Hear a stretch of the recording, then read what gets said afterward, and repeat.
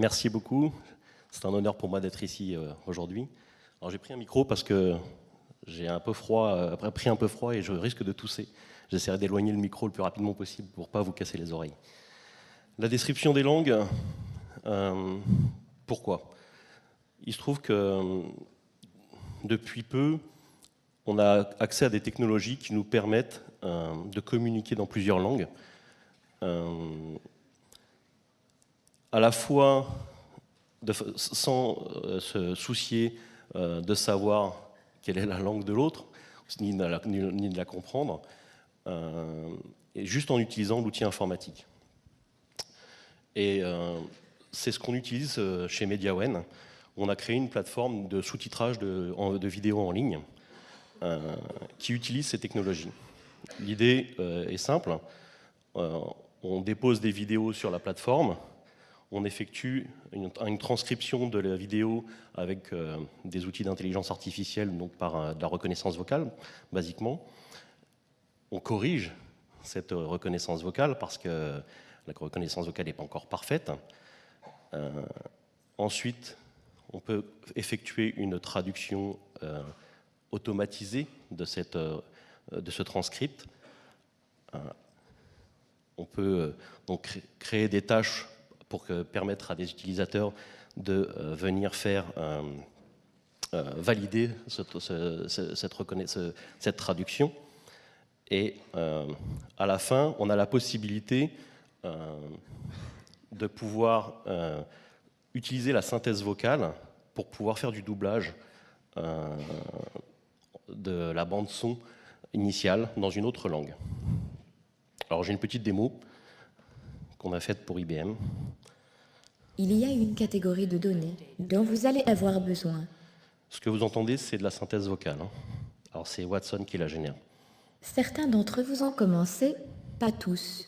C'est l'immense flot de vidéos qui arrive dans ce monde. Y lo cognitivo. El streaming crece rápido. Del otro lado, según datos mundiales, el 80% deles vão virar vídeo. Quem é da área de entretenimento e mídia entende isso. Vai transformar a indústria. Não precisamos ver as notícias para pensar numa câmera no... Donc je vais arrêter là. Tout ça, c'est fait par des outils d'intelligence artificielle. Alors, qu'est-ce qui rend possible cette automatisation? On le verra plus tard, je vais essayer de développer un peu les différents outils qu'on utilise et leur historique. Aujourd'hui, ce qui fait la différence, c'est le deep learning. Pour ceux qui ne connaissent pas très bien ce que c'est juste un... Le concept est plutôt simple, il date des années 70 et il a été remis en avant par Yann Lequin dans les années 80. Il s'agit d'un réseau de neurones pour lequel on envoie des données. Alors il faut extraire d'abord les données qui sont pertinentes. Par exemple, pour une image, ça serait extraire des lignes, par exemple. Et on envoie ces données à ce réseau de neurones qui va apprendre qui va processer ces données et qui va, avec des paramètres pour chacun des neurones et en fonction des connexions qui sont faites, qui va apprendre en partant du résultat, remonter, on appelle ça la backpropagation, on va remonter tout son arbre en corrigeant les coefficients qui lui permettent de donner le résultat de fin. Il y a des gens ici, je suis sûr, qui vous donneront une meilleure définition que celle-ci, mais en gros, c'est le fonctionnement du deep learning. Évidemment, ce qui fait la différence, pourquoi ça marche aujourd'hui, c'est parce qu'aujourd'hui, on collecte énormément de données. Facebook, je crois que c'est 1 milliard de photos qui sont téléchargées par jour. C'est colossal. Et c'est ça qui permet aujourd'hui, qui fait la différence. Sans cette quantité massive de données, on peut pas. L'intelligence artificielle, elle fonctionne pas. Vous donnez à une intelligence artificielle une image d'un chien, si vous lui donnez un autre chien, il ne va pas la reconnaître. Il ne va pas reconnaître que c'est un chien, parce qu'il a besoin de beaucoup d'informations. Évidemment, on n'est pas tous capables de pouvoir générer des moteurs de deep learning. Et donc pour ça, on peut faire appel à des services en mode cloud. J'en ai listé quelques-uns, il y en a beaucoup. J'en cite 2 Français en particulier avec qui nous travaillons chez Mediawen, Voxelab pour la reconnaissance vocale et Voxygen pour la synthèse vocale. Avec ces services, ce sont des API, on vous donne des toolkits qui sont accessibles très rapidement et qui permettent d'utiliser ces fonctionnalités assez rapidement. La reconnaissance vocale. Je vais essayer de présenter un peu les 3 domaines principaux qu'on utilise chez Mediawen. D'abord la reconnaissance vocale, donc, ou speech to text, ou automatic speech recognition. Il y a aussi l'identification de voix. Donc, on l'utilise évidemment pour la commande vocale. Tout le monde a utilisé Siri ou bien Google ou Alexa ou même Cortana par exemple. On peut l'utiliser pour l'authentification biométrique. Donc ça, c'est pour ma voix et mon mot de passe. On peut l'utiliser pour l'indexation et l'archivage de documents. Ça, c'est très intéressant quand on a de grandes vidéos ou de grands textes à retranscrire. Et puis pour pouvoir faire de la recherche dedans, des centres d'appel, etc. Il y a plein d'utilisations qui sont possibles. L'historique. Le premier moteur de reconnaissance vocale, il vient d'IBM. Il s'appelle Audrey. Il était capable de reconnaître des chiffres de 0 à 9. C'est pas beaucoup, mais c'était en 1950. Ensuite, en 1960, toujours chez IBM, il y a eu la Shoebox, qui, elle, reconnaissait aussi ces mêmes chiffres, mais en plus quelques opérateurs du genre addition, soustraction, et qui permettaient donc de faire des calculs très simples à partir de chiffres. Et puis il y a eu une accélération dans les années 70. Il y a la DARPA qui finance des universités pour pouvoir accélérer la reconnaissance vocale. Et on arrive avec CMU qui crée 3 moteurs principaux qui sont Harpy, RC2 et Dragon. Et Harpy, à cette époque, est capable de reconnaître 1 millier de mots environ.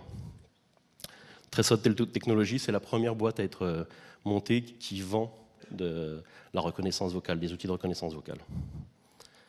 Et puis je vous disais donc le deep learning. Et là, bon, je les ai cités tout à l'heure déjà. Apple, Amazon, Alexa, Google, Microsoft, tous les grands s'y mettent. Baidu aussi, je ne l'ai pas cité, mais c'est un des grands acteurs. Ils ont de très bons développeurs qui bossent sur le sujet. Pour ceux que ça intéresse, il y a la possibilité d'accéder à des outils open source qui font de la reconnaissance vocale pour un peu apprendre comment ça fonctionne et puis peut-être, pourquoi pas, les améliorer parce qu'il y a du travail encore à faire dans ce milieu-là. Comment ça fonctionne? Ben, c'est très simple. En théorie, c'est très simple. Après, il faut énormément de données et beaucoup de travail. Mais l'idée, c'est de faire d'abord une analyse acoustique, c'est-à-dire une analyse spectrale de la voix, enfin, en tout cas de la piste audio. Là, ensuite, on décompose en phonèmes. Ensuite, on fait une modélisation lexicale du mot, c'est-à-dire qu'on essaie de voir à quel mot correspond chacun des phonèmes.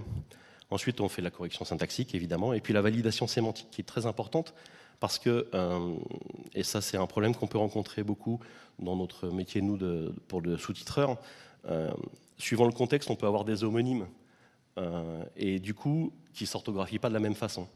Donc il est très important d'avoir une analyse sémantique performante. Mais tout ça, ça dépend de l'environnement sonore. Et il y a des cas pour lesquels la reconnaissance vocale, ça ne marche pas du tout.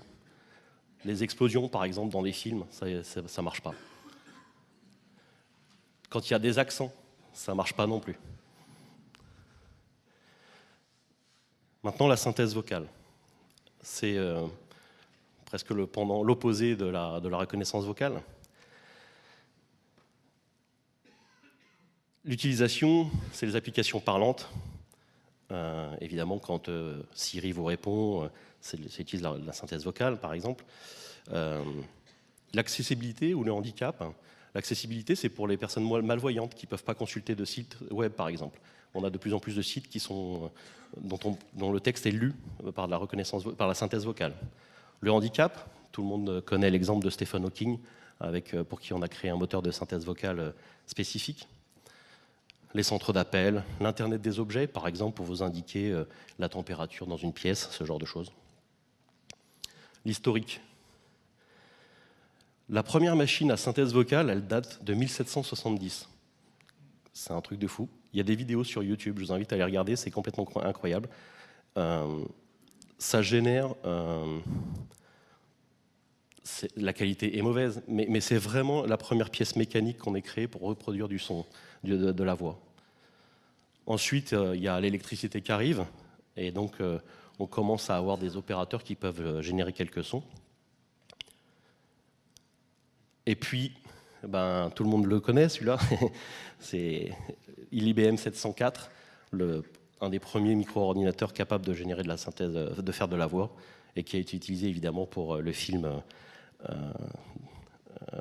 avec HAL 9000. Comment ça fonctionne? Eh bien, d'abord, il faut normaliser le texte. Quand vous voyez, par exemple, un dollar suivi d'un chiffre, il est très fort probable que ça soit un prix. Et au lieu de la synthèse vocale, elle doit changer la formulation, la prononciation de ça. Ça peut être des numéros de téléphone, par exemple. Ensuite, il y a l'analyse sémantique. Par exemple, il y a des mots qui peuvent se prononcer de plusieurs façons. Live ou live, read, read. L'identification de mots étrangers, parce qu'évidemment, si la synthèse vocale a appris dans une langue, quand elle se retrouve avec des mots étrangers, elle rencontre des difficultés. Ensuite, il y a une conversion en phonèmes qui est effectuée, et ces phonèmes, ils sont liés par ce qu'on appelle des diphones. Donc tout ça, il y a un apprentissage qui est fait par la machine pour être capable de restituer ça. Et ensuite, il y a la prosodie. C'est la partie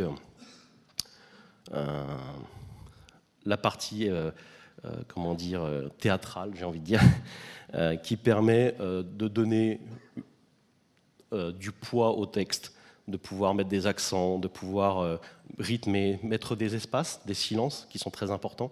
Aujourd'hui, on a des moteurs de reconnaissance vocale de synthèse vocale, pardon, qui sont capables d'insérer du silence entre les mots. Et c'est pas aussi évident que ça, parce que le silence, c'est pas notre silence à nous quand on parle, il y a du bruit quand même. Donc c'est pas aussi simple que ça. Puis enfin, la synthèse du signal. Donc pour pouvoir faire ça, on se base évidemment sur des phonèmes.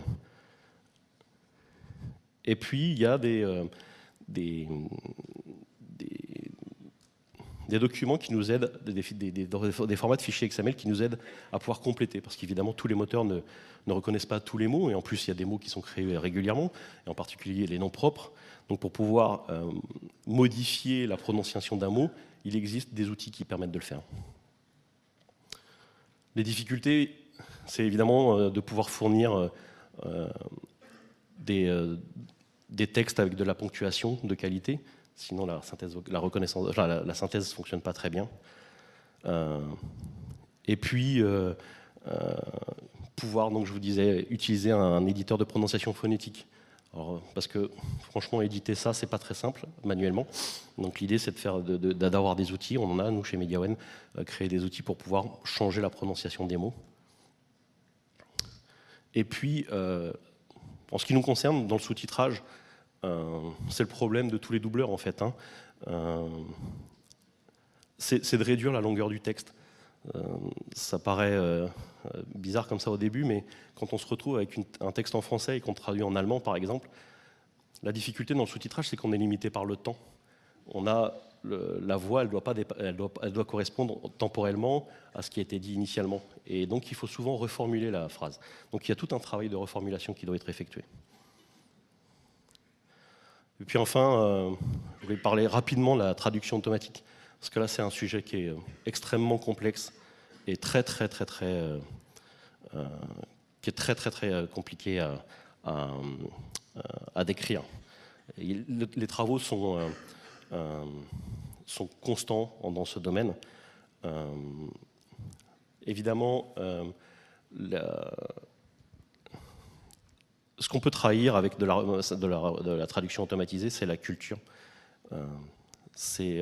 Les premières tentatives de traduction, oui, j'ai un petit historique après, mais les premières tentatives de traduction, les concepts théoriques, c'est Descartes et Leibniz. Et les premiers brevets, c'est Georges Astrouni et Peter Petrovich Troyansky.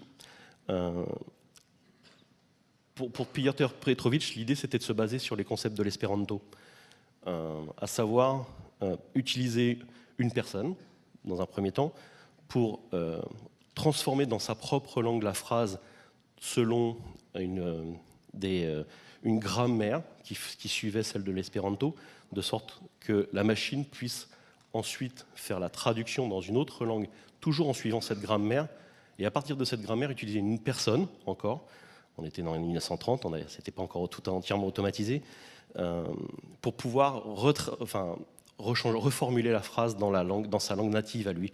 Et donc c'est comme ça qu'on avait des concepts de traduction automatique. Et puis on a eu l'expérience d'IBM, Georgetown. L'idée c'était de traduire du russe vers l'anglais. Il y avait 250 mots qui étaient appris par le moteur, et on a transformé le russe en caractère romain, et on a envoyé 60 phrases par quelqu'un qui était néophyte. La personne qui saisissait au clavier était néophyte, et puis ne connaissait pas le russe du tout. Et la traduction fonctionnait bien, mais c'était sur quand même un exemple assez limité de phrases. Si vous voulez plus d'informations techniques, je vous invite vraiment à aller voir ce qui se passe chez Google, parce que on a tous rigolé de ce qui se passe avec la traduction de Google Translate. On a tous essayé des trucs bizarres, et évidemment, au début, c'était pas ça. Mais depuis moins d'un an, enfin peut-être un peu plus, je sais pas exactement, je me rappelle plus exactement, mais ils ont utilisé de nouveaux algorithmes basés sur le deep learning qui ont des résultats mais vraiment incroyables, vraiment incroyables. Et il y a plein de papiers, ils communiquent énormément sur le sujet. Voilà, donc aujourd'hui, il y a vraiment une explosion de l'utilisation de ces outils. On les utilise au quotidien sans s'en rendre compte, en fait. L'une des utilisations en net progrès, c'est évidemment tout ce qui est chatbot. Alors ça suscite des peurs, en particulier dans le monde du sous-titrage, parce qu'on a des personnes qui en ont fait leur métier et qui ont peur de se faire remplacer. Ce qui est certain, c'est que ce n'est pas la peur qui empêchera la technologie d'avancer. On pourra mettre des freins tout le temps, il y aura toujours quelqu'un qui va avancer dans ces technologies. Il n'y a pas moyen de l'arrêter, ça. La question, c'est comment on l'utilise. Chez nous, chez Mediawen, on a créé une plateforme STV Hub, donc le centre, c'est l'homme, c'est pas la machine. La machine, elle vient aider. L'idée, c'est de réduire les temps pour travailler, d'optimiser. C'est vrai qu'aujourd'hui, la qualité n'est pas parfaite, elle ne permet pas de faire toute l'opération de façon entièrement automatisée. On a des démos en temps réel. Par exemple, je pense que vous avez déjà entendu parler de Skype Translator, qui permet de communiquer. Il y a plein de petits outils qui existent aujourd'hui qui permettent de communiquer dans d'autres langues, mais dès qu'on essaye de faire de la qualité, ça devient vite compliqué. Pour autant, il n'y a pas de doute, on y va. La traduction automatisée, grâce à la reconnaissance vocale, la traduction et la synthèse vocale, on va y avoir le droit, tout le monde va utiliser ça. Et ce qui est bien dans tout ça, c'est qu'on va pouvoir parler dans nos propres langues. Et c'est ça le plus important au final. L'idée de remplacer notre langue par une langue globale et de perdre toute la richesse qu'elle contient, c'était pas le bon chemin. Aujourd'hui, on a des outils qui nous permettent de garder notre propre langue, de garder notre culture et de pouvoir quand même communiquer avec les autres. Voilà, je vous remercie.